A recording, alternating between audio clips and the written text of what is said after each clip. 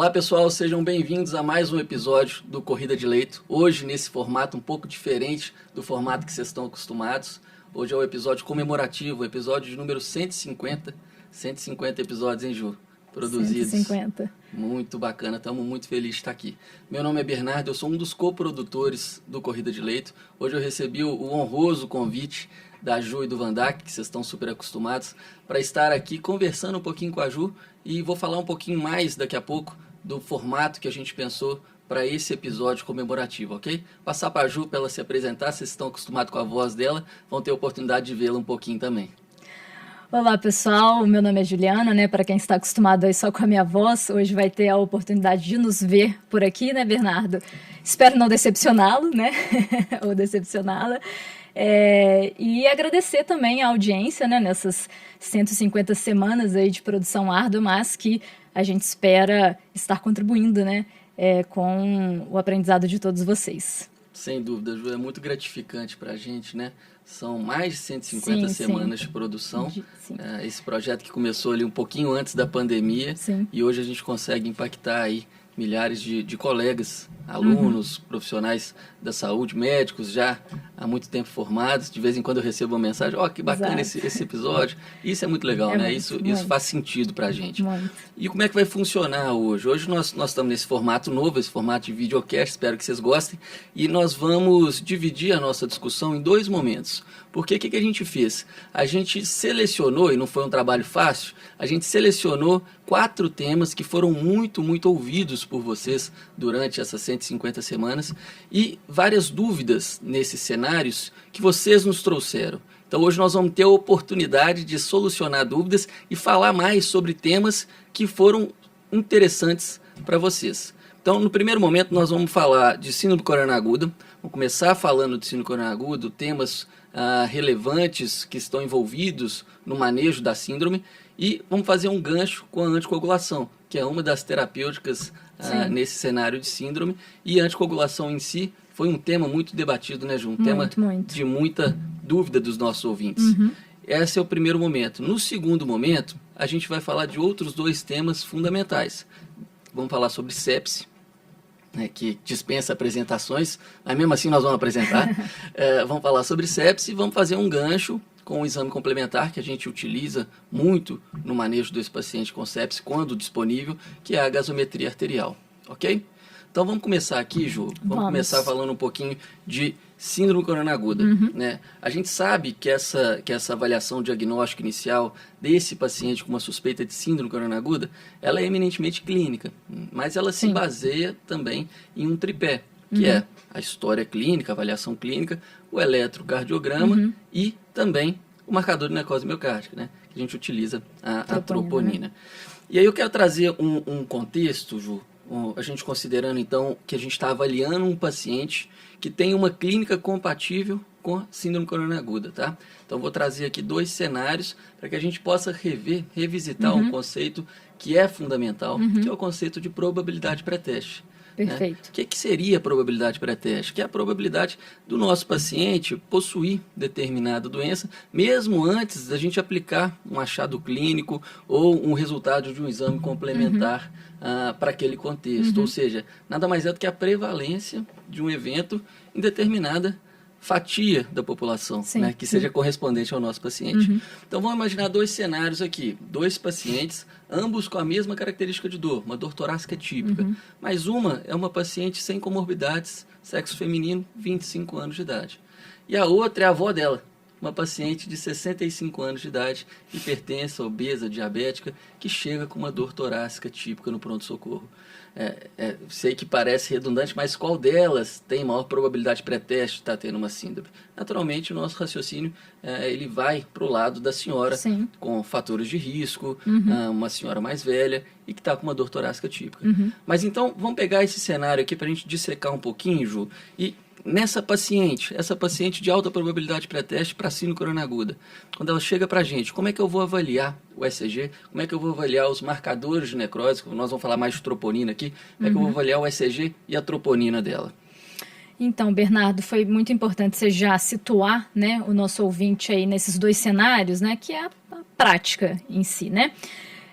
Uma coisa que eu já queria deixar de mensagem aqui, pessoal, é o seguinte, a gente vai falar de tempos hoje no nosso programa, e tempos, eles não foram definidos na literatura de forma aleatória, né, Bernardo? Eles, na verdade, foram definidos para nortear nossa conduta e, sobretudo, tentar reduzir ali algum desfecho negativo para o paciente. Então, a primeira mensagem que eu queria passar, e aí para os nossos ouvintes, é que o eletro, ele precisa ser feito dentro desses primeiros 10 minutos.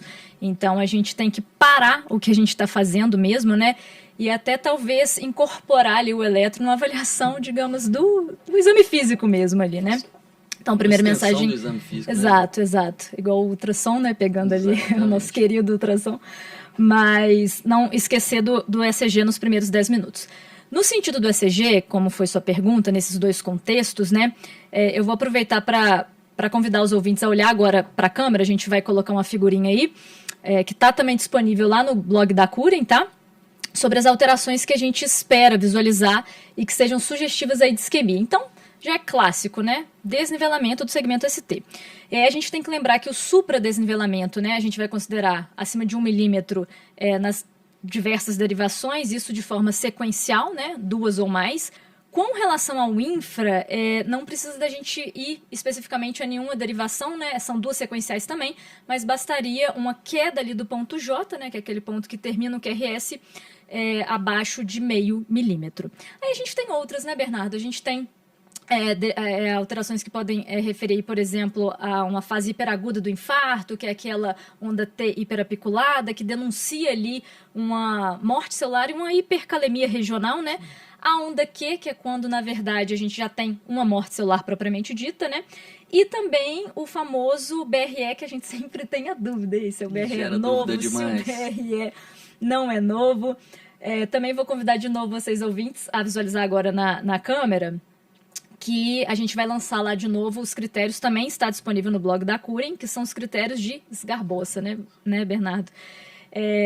Os critérios de esgarbosa, uma outra mensagem que a gente não pode deixar de passar aqui para vocês, é que ele tem uma alta especificidade. A gente que é fã aí de uma boa medicina baseada em evidências, né, Bernardo?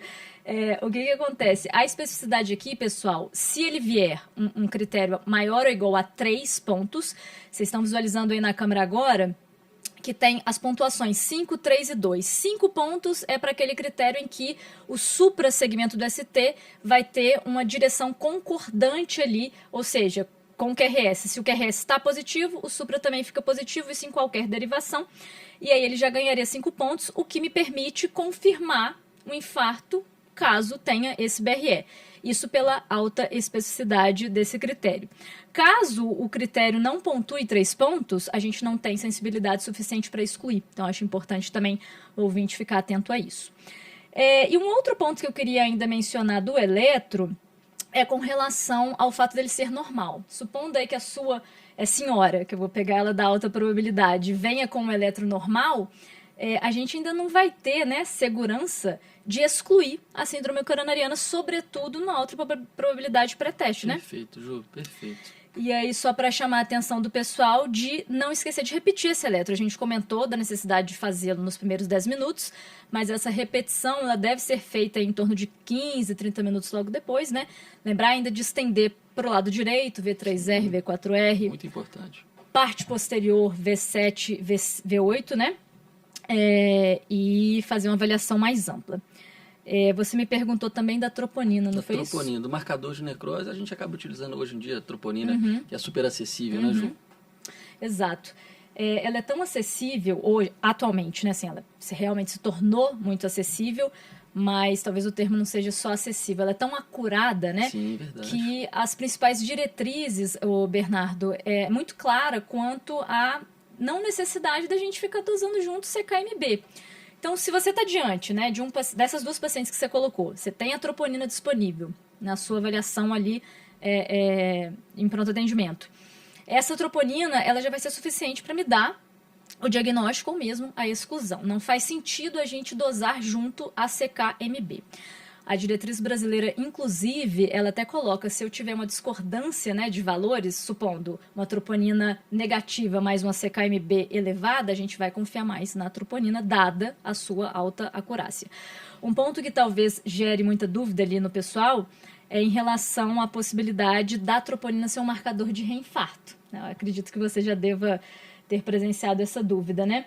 E ela é sim um marcador de reinfarto, né? Mesmo durando muito tempo no organismo, comparativamente à CKMB, ela pode durar aí alguns dias até semanas, ela vai ser considerada um marcador de reinfarto. Só para a gente lembrar que o reinfarto ele é definido quando a gente tem um novo evento dentro dos primeiros 28 dias, né? Do último.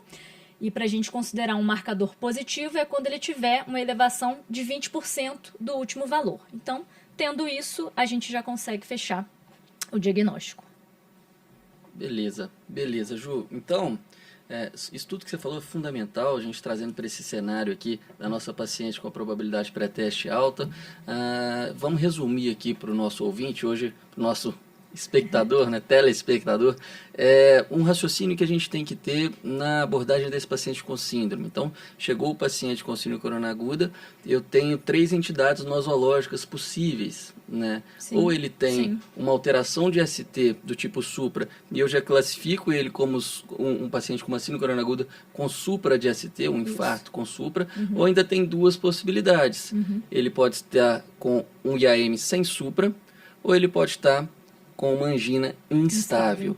Isso é importante porque essas são as lesões agudas do ponto de vista cardiovascular que a gente traz nesse contexto. Existem também, e isso gera muita confusão, principalmente nos estudantes ou quem está ingressando agora para ali atendendo a emergência, aquele cenário da doença crônica. Né? E qual que é um exemplo de doença crônica que não entra na classificação de síndrome coronariana aguda? A própria angina estável. Né?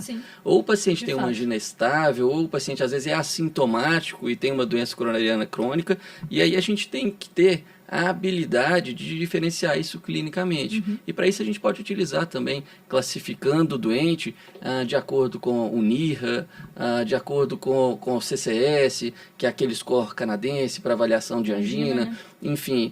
Mas é importante que o nosso ouvinte tenha isso muito claro.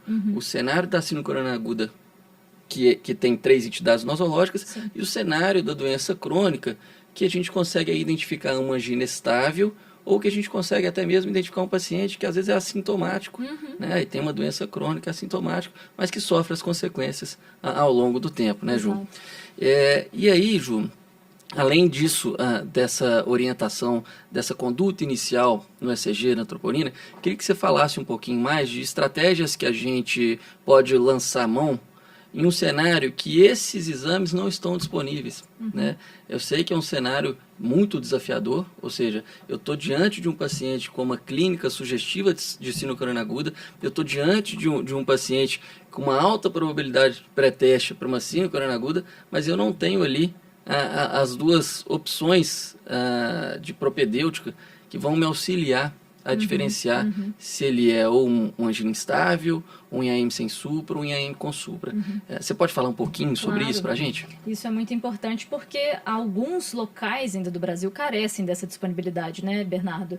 E aí eu vou até trazer aqui a possibilidade do ouvinte, né, o da ouvinte, ter o conhecimento de que o próprio Hospital das Clínicas, né, ele disponibiliza a telesaúde, né, que é a telemedicina, que auxilia, muitas das vezes auxilia no laudo ali de alguns exames complementares, mas em outras medidas também auxilia nessa avaliação. Na impossibilidade também da gente não ter esse acesso, né, dentro dos 3 pilares eu só fico com o primeiro, né, que é a história clínica. Então, realmente, a junção ali dos valores ali clínicos vai ser muito importante. Então, a característica da dor, igual você mencionou, a dor típica, para quem não lembra, né, aquela dor em queimação ou aperto na região, sobretudo retroesternal, a duração dela, né, quando ela ganha a característica da instabilidade, vai ultrapassar, né, os 20 minutos habituais ali, né, de uma angina estável. E, por fim, o fato de piorar com esforço ou melhorar, por exemplo, com um vasodilatador igual ao nitrato. Então, isso já me classifica ali a característica da dor. Agora, associar com a idade, igual você colocou, né? Outros equivalentes no caso de espineia, síncope, né?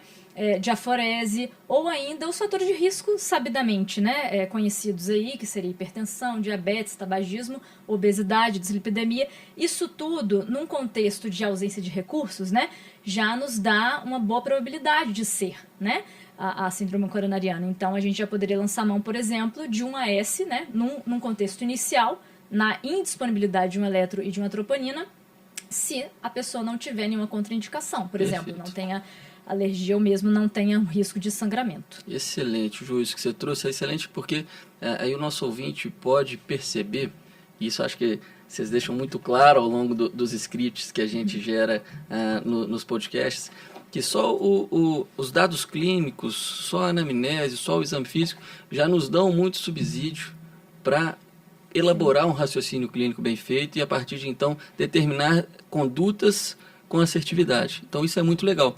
Mas falando um pouquinho mais de quando a gente tem o cenário de, por exemplo, de troponina disponível, Ju, como é que eu faço aquela avaliação seriada de troponina? Isso gera muita dúvida. Eu vejo as pessoas com dúvida se eu faço troponina de 3 em 3 horas, quantas vezes eu posso repetir, quando eu tenho segurança de excluir com uma medida, enfim. É claro que a gente não vai tratar todos os pacientes da mesma maneira, né, Ju? Sim. Por isso vem o conceito da probabilidade pré-teste e todo o risco que o paciente carrega com o seu cenário clínico, né? Você fala um pouquinho disso pra gente? Claro.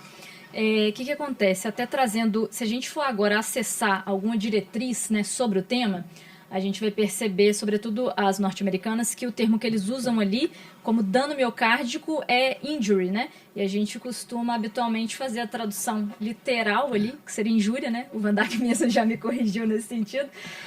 Que injúria do português é mais ofensa, então o termo adequado seria lesão.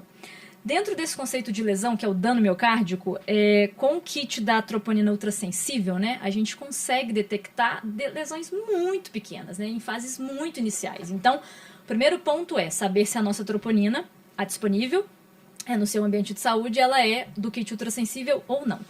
Caso seja ultrassensível, a gente conseguindo aí detectar em intervalos de tempo muito precoce, a gente primeiro vai ter que saber se o nosso paciente é de baixo risco ou de alto risco. Por quê? Um paciente que chega pra gente nessa avaliação, a sua pessoa mais nova, né? Quase aí da minha idade. Se ela chega lá pra gente no pronto atendimento e a gente já tem uma troponina, na chegada dela, ela sendo de baixo risco, o último guideline da Sociedade Europeia já nos autoriza fazer uma segunda troponina dentro de apenas 1 hora, um intervalo de tempo de apenas 1 hora, considerando que essa paciente é de baixo risco e uma outra informação importante, considerando também que o eletro não tenha tido um supra de ST, né? A gente sabe, né, Bernardo, que se eu tenho uma clínica com supra, até que me prova o contrário, não precisa nem esperar a troponina, né? Perfeito. Então, a segunda mensagem ali, além do eletro em 10 minutos, fiz uma troponina no paciente de baixo risco, a segunda medida em apenas 1 hora. Ambas negativas, eu consigo descartar com segurança. Num outro paciente que não seja de baixo risco, né, como o da senhora, o intervalo de tempo ideal é em torno de 3 a 6 horas, tá? 3 horas aí, sobretudo se esse kit for ultrassensível. Uma outra informação que eu acho importante mencionar aqui acerca da troponina, e aí eu vou até pedir para novamente colocar uma outra imagem aí para vocês ouvintes, é em relação à diferença da lesão miocárdica aguda versus a crônica. A diretriz brasileira, ela traz um quadro que eu adoro, acho ele super didático, que ele faz o seguinte, a diferenciação. Uma vez que eu tenho a troponina elevada, você mesmo mencionou, né, que a gente tem cenários crônicos. Por exemplo, uma IC, ela vai ter um dano miocárdico, então ela eleva ali a troponina de forma crônica. E nesse sentido, ela diferencia o que seria uma lesão miocárdica aguda de uma crônica. A aguda, a gente vai ter a famosa curva de troponina, que nada mais é do que uma variação de 20% ao menos 20% de um valor para o outro. Se a gente lembrar aqui do formato de uma curva, a gente vai entender que uma curva ela tem no mínimo 3 pontos, né, para se formar uma curva. Então, habitualmente, a gente pode fazer em torno de 3 dosagens, mas aí a gente teria que esperar 12 horas, né?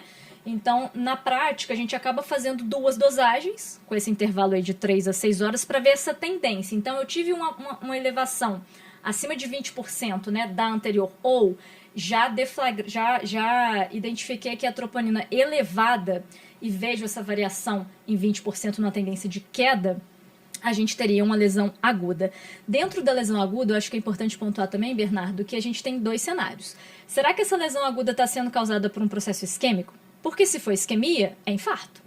Agora, os alunos, né, e não só alunos, né, assim, meu hábito aqui na graduação, outros colegas também, a gente sempre fica na dúvida, beleza, é infarto, mas quais tipos de infarto que eu tenho, né? Porque o infarto, ele pode ser por doença aterosclerótica, que seria o famoso infarto do tipo 1, mas o infarto, a base dele é isquemia, então bastaria um desbalanço entre oferta e demanda. Então, uma anemia intensa, uma sepse, né, pode gerar um infarto, mas não necessariamente por doença aterosclerótica sobreposta. Exato. Então, a gente teria o IAM do tipo 2 nesse sentido. Agora, se essa lesão aguda, se essa curva de troponina não tiver tido um mecanismo isquêmico sobreposto, subjacente, né, mas tiver tido a curva, aí a gente pensa em outros diagnósticos. O mais clássico é a miocardite, né, ou uma FA de alta resposta, tá? Na outra hipótese, elevei troponina acima do percentil 99, mas não tive essa variação de 20%, a gente estaria diante de uma elevação crônica que não teve curva positiva, né? E aí os outros diagnósticos, um deles eu já mencionei, que é IC ou a doença renal crônica, né? Como clássicos aí. Beleza? Perfeito, Ju, excelente. Então, voltando de novo ali para o cenário da nossa doente de alta probabilidade, que chegou a síndrome coronariana aguda. No início da terapêutica, a gente tem algumas opções que a gente pode lançar a mão, que a gente pode escolher como intervenção, certo? E isso vai variar de acordo, claro, com a manifestação clínica da doente. Nesse cenário nosso, a gente sempre pensa, por exemplo, em ofertar oxigênio, se a paciente tiver com uma saturação ali abaixo de 90%. A gente brinca muito no ACLS, enfim, nesses cursos de simulação que a gente faz, que o paciente que se move ganha move. Isso. Mas a gente sabe que esse O do monitor oxigênio veia antigo, ele é substituído hoje em dia para oximetria. Ele não vai dar oxigênio para todo mundo. O oxigênio ele é tóxico, o oxigênio ele não é barato, enfim. Então, se o paciente precisar, se o paciente tiver com uma hipoxemia ou tiver desconfortável, o corte que a gente usa pela American Heart é se abaixo de 90%, a gente oferece ali uma fonte externa de oxigênio para ele. Perfeito. Outra intervenção é o próprio AS. O AS ele é uma intervenção fundamental, claro que o paciente que tem alergia ou alguma outra contraindicação a gente não vai ofertar, entretanto ele é uma intervenção que muda a mortalidade, né? E ele muda a mortalidade, isso aí já provado desde a década de 80, de uma forma muito robusta. Né? A gente trazendo para análise do impacto da intervenção, os ouvintes vão me lembrar daquele termo do NNT, do número necessário para tratar, no cenário de síndrome coronariana aguda com supra de ST, ou seja, no pior cenário, a intervenção do AS salva a vida numa magnitude de um NNT menor do que 50 para mortalidade. Sim. Então é muito importante que a gente sempre lembre do AS. Uma droga barata, né? Uma droga barata, uma droga disponível. Então o conceito de eficácia e efetividade vão se aproximando. E é interessante a gente fazer essa intervenção. Outro medicamento que é fundamental a gente falar é o próprio nitrato. A gente trata a dor no infarto é com o nitrato, não é com a morfina, né? Apesar disso, o nitrato tem suas contraindicações. Infarto de VD, o uso aí de inibidores de fosfodiesterase, uma bradicardia intensa, um paciente hipotenso. Então, a gente sempre tem que lembrar também dessas contraindicações. Então, a gente citou aqui 3 que são super interessantes da gente pensar. O oxigênio, o AS e o nitrato. Existem também alguns mnemônicos, eu particularmente não gosto muito do Mona, porque a morfina a gente já sabe que a gente tem que ter muita cautela, que foi associada em alguns cenários de insuficiência cardíaca com aumento de mortalidade, enfim, então tem que ter muita cautela com o uso. Mas acho que é o mais importante para o nosso ouvinte, Ju, é ele saber discernir também qual que é a intervenção que muda a mortalidade ou não. Não estou dizendo que os outros desfechos clínicos, como dor, não sejam importantes. Eles são muito importantes. Mas quais que mudam mortalidade? E aí a gente lembra dos ASES, e nós vamos falar de alguns deles aqui ainda, né? Que é o próprio AS, que é a própria anticoagulação, que é a própria uso de outro antagonista de ADP, né? Então a gente usou a AS, utilizou o outro antiagregante plaquetário e, quando possível, abrir a artéria, né? Quando possível, abrir o vaso. Né? Exatamente. E é isso aí que a gente faz. Sempre que a gente estiver diante de um IAM com supra e tiver a oportunidade de encaminhá-lo para fazer a intervenção coronariana percutânea, ou seja, a chamada primária, a chamada angioplastia primária, a gente deve fazê-lo desde que esteja no intervalo de tempo que ali, do ponto de vista de estudo, mostrou benefício, né, Ju? E aí, nesse pacote todo também, a gente vai selecionar o segundo antiagregante, como eu disse também, que muda a mortalidade, e vamos selecionar o anticoagulante, que também muda a mortalidade. E aí, nesse sentido, já vou aproveitar e vou trazer uma dúvida dos ouvintes que nos enviaram aí ao longo desse tempo. Sim. Qual anticoagulante escolher e qual que é a forma de aplicação desses anticoagulantes? Você pode falar um pouquinho sobre isso, Ju? Perfeito, uma dúvida extremamente pertinente, né? Então, de forma pragmática, na fase aguda aí do infarto, heparinas, tá?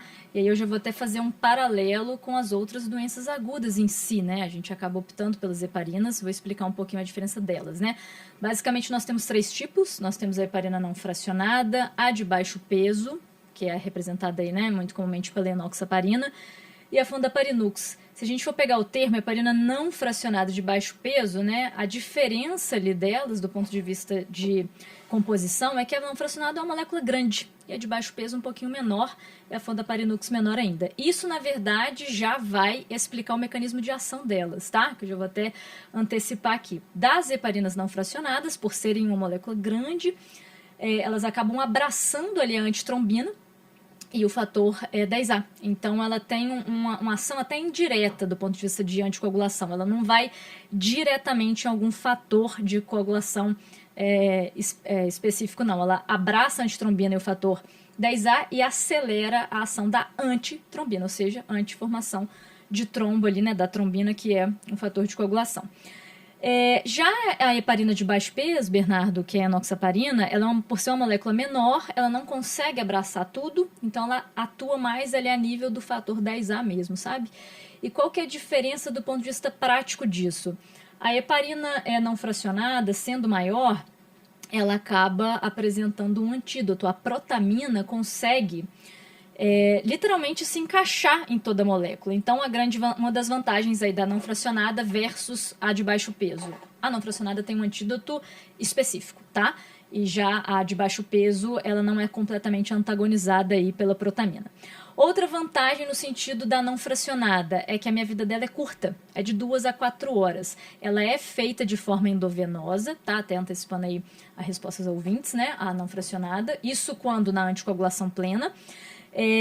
Mas uma vez que eu tenho um paciente que começou a sangrar, que vai ter que fazer um procedimento invasivo, por isso que eu fiz o paralelo à doença aguda de uma forma geral, a não fracionada tem a vantagem. Desliguei a bomba de infusão, daqui 2 a 4 horas vai parar a ação, e se precisar eu tenho o antídoto que é a protamina. E por fim, a heparina não fracionada, ela também é muito segura, caso o paciente tenha uma lesão renal aguda, uma injúria renal aguda, cujo clearance esteja reduzido, sobretudo se menor do que 30, quando a gente precisa de corrigir a dose ali da enoxa, né? Então, essas são as grandes vantagens, tá? Só deixar claro, pessoal, que a enoxaparina ela é segura, tá? No paciente com infarto na fase aguda. A gente só está colocando uma preferência ali, sobretudo se tiver risco de sangramento, né? Ou injúria renal. Um outro ponto aqui, agora talvez de desvantagem, digamos assim, da não fracionada, é que ela acaba atuando, mediando ali um pouquinho o fator 10A. E pra gente monitorar, como ela tem uma meia-vida curta também, pra gente monitorar a ação dela, não dá pra gente simplesmente ligar ela na bomba e esquecer, né? A gente precisa de ficar verificando um tempo.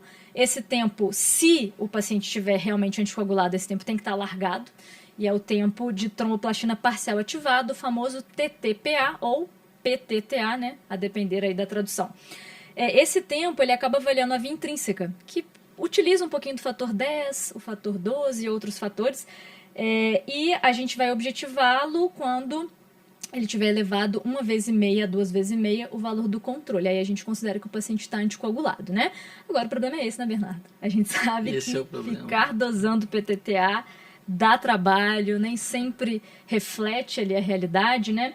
E aí, por isso que muitas das vezes a gente acaba utilizando a enoxa, porque a meia-vida dela é em torno de 12 horas ou até mais. Então, tem uma meia-vida mais previsível, portanto, dispensaria os exames. Para quem é mais assíduo ali à parte da literatura, vai ver que a gente até conseguiria dosar a atividade do antifator 10A para ver se a enoxa está agindo ou não. Mas isso não é disponível na prática. Não é disponível, né? O conceito de efetividade acaba, né, falando mais alto nesse cenário, né? Eu já te agradeço você ter facilitado minha vida, ter falado um pouquinho da via intrínseca, porque aí a gente pode pensar também, né, relembrando aqui da farmacologia, que existe a via intrínseca e existe a via extrínseca, que é muitas vezes avaliada pelo TAP ou pelo RNI, que a grande utilidade é na monitorização dos antagonistas da vitamina K, como a própria varfarina. E aí eu vou pedir licença para o ouvinte já para linkar e estender um pouquinho mais a discussão sobre anticoagulantes, considerando que a gente fechou esse cenário de síndrome coronariana aguda, dessas principais dúvidas que a gente recebeu, e aprofundar um pouquinho mais nos anticoagulantes. E eu quero trazer um outro cenário aqui. Vamos supor que a gente tenha um paciente com indicação de anticoagulação a longo prazo, viu, Ju? Um exemplo clássico, paciente com uma FA permanente, com uma fibrilação atrial permanente. Nesse sentido, a gente vai usar algum anticoagulante oral, como a varfarina, ou a gente vai utilizar um DOAC ou NOACs, né, que é aqueles anticoagulantes de ação direta, assim. Como que a gente escolhe, como é que a gente avalia qual que é a melhor opção para o nosso doente, Ju? Pois é. O que acontece? Os DOACs ou DOACs ou NOACs, igual você comentou, só para quem não lembra ali o significado do termo, né? O D é de ação direta, então são os anticoagulantes orais de ação direta. Eles vão incluir tanto o dabigatran, que eu costumo fazer um paralelo ali com o inibidor da trombina, né? Como os outros anticoagulantes de ação direta, que vão incluir os que atuam diretamente no fator 10A. Mas que por serem orais, né, eles seriam a edoxabana, a pixabana e o famoso rivaroxabana, né? E tem aquele xalxa, né? É para a gente lembrar que ele inibe diretamente o fator 10A. O NOACs, que é sinônimo, né, de DOACs, ele foi inicialmente cunhado com esse nome porque o N vinha do anticoagulante não antagonista, o non-antagonista de vitamina K, ou em algumas literaturas eu já vi também o pessoal usando como NIL, né, de novos anticoagulantes orais, mas que hoje não são tão novos assim. Te confesso que eu não sabia dessa de não, viu, Ju? Para mim era sempre novos anticoagulantes. De novos, né? Isso daí foi legal. Informação do nosso mestre Van Dijk. O que acontece? Então, respondendo a sua pergunta então, Bernardo, os DOACs, né, grande vantagem, biodisponibilidade, né, previsível, né, talvez a exceção seria naquelas pessoas que têm um desvio de trânsito ou uma síndrome desabsortiva qualquer, mas uma vez que eu tome algum DOAC, eu parto do pressuposto de que eu estou absorvendo e ele está agindo, tá? Seja na trombina, seja no fator 10A. Nesse sentido, eu não preciso do exame. E aí dá uma qualidade de vida absurda, né, para quem faz o uso. Problemas não está no SUS disponível, então ele tinha até um valor muito mais alto, mas em 2021 teve uma queda da patente da rivaroxabana, então atualmente ela tem um valor um pouco mais acessível, e a grande contraindicação são os pacientes com prótese valvar, né, em que essas drogas não se mostraram tão efetivas quanto a varfarina. Alguns ouvintes talvez questionem, mas será que eu posso usar DOAC em pacientes com doença renal? Isso tem mudado, né? A gente tem feito ajuste de dose conforme clearance e tem se mostrado seguro. Então, em linhas gerais, é a questão da biodisponibilidade, né? E a contraindicação maior, a prótese valvar. Aí vem a varfarina, uma droga extremamente antiga, né? Super conhecida, disponível no SUS, barata. Então, a gente já sabe o que ela faz e ela está disponível. Problema, RNI. Ela realmente atua ali nos fatores, né, da via extrínseca. Para quem não lembra, tem até uma forma ali, né, dos cursinhos pré-residência, né? Que ela atua nos fatores 2, 7, 9, 10, 2 mais 7 igual a 9, depois do 9 vem o 10. Então, só pra gente relembrar isso daí de forma mais memorizada. Agora, ela tem que ficar dosando e o RNI ele tem várias interferências. Como esses fatores dependem da vitamina K, A gente pode consumir muita vitamina K na dieta, interferir na RNI. Existem hoje em dia já descritos, né, polimorfismos genéticos que vai deixar a atuação da varfarina mais lábil em alguns pacientes, né? E também a varfarina ela é carreada pela albumina. Então, naquelas situações de desnutrição, de hipoalbuminemia, isso também pode interferir na sua dosagem. Caso, né, mesmo assim, a gente opte por usá-la, é só lembrar que a gente, no comecinho, né, ela acaba atuando ali na proteína C e S, então a varfarina no seu início da ação ela pode ser um pouquinho pró-coagulante, paradoxalmente, né? Então a gente acaba associando com alguma heparina até ter o RNI-alvo, que no caso seria de 2 a 3. Perfeito, Ju, excelente. Você mesmo já trouxe também, Ju, que os DOACs, né, eles foram empregados na prevenção de eventos tromboembólicos em pacientes com FA não valvar. Mas hoje a gente já sabe que a gente pode escolhê-los como intervenção para outros contextos, igual TVP, igual TEP. Então, queria fazer um gancho aqui e tirar uma outra dúvida de outro ouvinte. Supondo que um paciente tenha ficado internado, tá? Internado em decorrência de um trauma que esse ouvinte está se referindo, e que tenha recebido anticoagulante profilático durante a internação, viu, Ju? Então o cenário o paciente teve um trauma, foi para o hospital, internou e lá vinha fazendo uma anticoagulação profilática, tá? Após a alta hospitalar, esse ouvinte pergunta se a gente deve manter esse anticoagulante ou não, ou qual que é a melhor conduta. Vamos falar um pouquinho sobre isso? Vamos. Inclusive, eu tinha essa dúvida na minha época de residência, assim, eu me lembro perfeitamente sobre isso. É porque fica fácil, o Bernardo, quando a gente tem uma situação já com um trombo, algum evento tromboembólico bem estabelecido, né? Então, se a pessoa está com TEP ou uma TVP, e, por exemplo, tem alguma neoplasia em atividade, a gente sabe que a gente vai manter ali a médio e longo prazo, né? Com certeza. Então, quanto a isso, não tem muito problema. Agora, pegando a dúvida específica, eu vou separar aqui em alguns cenários, tá? Vamos pegar um paciente que tenha ficado internado por alguma cirurgia. Cirurgias gerais, né, quando a pessoa recebe alta, não tem uma recomendação categórica na literatura da gente manter essa tromboprofilaxia, não. Sobretudo se a pessoa já volta a deambular, né, que um dos principais fatores de risco vai ser o fato da pessoa ficar acamada. Agora, tem cirurgias específicas que isso vem muito bem documentado, que é a artroplastia total de joelho e quadril, né, em que o risco tromboembólico ele é muito grande.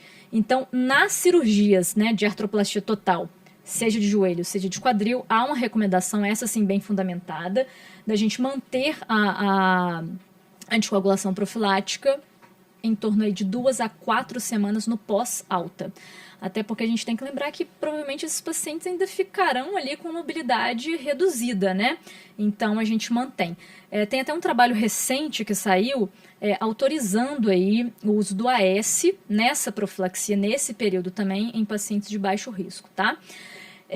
Do ponto de vista de trauma, né, o politrauma, também é variável, porque, por exemplo, se o paciente teve um TCE, um hematoma subdural, isso pode impactar aí nessa decisão da anticoagulação profilática, né, da tromboprofilaxia. Mas, se essa pessoa tiver passado também por alguma cirurgia de quadril e joelho, a recomendação é a mesma, tá? Desde que não tenha contraindicações maiores por conta de risco de sangramento.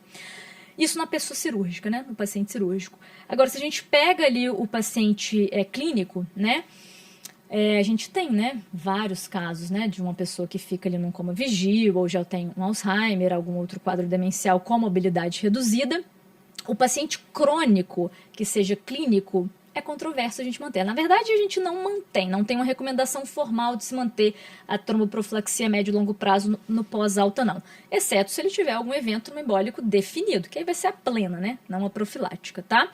Então, em linhas gerais, é essa a mensagem que no paciente cirúrgico, pós-artroplastia de joelho e quadril, a gente, em tese, mantém por 2 a 4 semanas, se o risco de sangramento for baixo. Eu vou até fazer um convite também aos ouvintes. A gente tem, se não me falha a memória, o segundo ou terceiro podcast produzido, a gente entrevistou a hematologista do Hospital das Clínicas aqui, o HC de Minas, a doutora Sueli Meirelles, em que ela comenta um pouco sobre a indicação intra-hospitalar mesmo da tromboprofilaxia, com base ali nos scores, né? O de Caprini para pacientes cirúrgicos, o de PADA ou Improvisete para pacientes clínicos. Eu acho que vale a pena ouvir. Não, vale a pena, sem dúvida, foi um episódio excelente, mais um episódio super bacana, né, que a gente produziu lá atrás. Sim. E, enfim, Ju, vamos fazer o seguinte, a gente já falou aqui sobre pacientes hospitalizados, então nesse cenário de anticoagulação, só recapitulando aqui para o nosso ouvinte, a gente está com a proposta de fazer 2 momentos. O primeiro momento é falar de síndrome coronariana aguda e anticoagulação. E aí, Certo. a gente já começou na anticoagulação a falar de pacientes internados. Agora, Ju, nós vamos passar para a segunda fase desse episódio nosso comemorativo. Então, vou convidar aqui o ouvinte a fazer uma pausa, já que a nossa estratégia é a estratégia de microlearning, não é ficar continuamente... É o que é o efetivo, né, Bernardo? Exato, é o que é o efetivo. Então, vamos fazer uma pausa aqui e a gente volta para a gente falar de sepse e gasometria arterial, que são 2 temas que foram, assim, muito Disparados. ouvidos e geraram muita dúvida nos nossos ouvintes, ok? Ok. Então a gente volta Combinado. em breve para falar desses 2 temas. Até breve.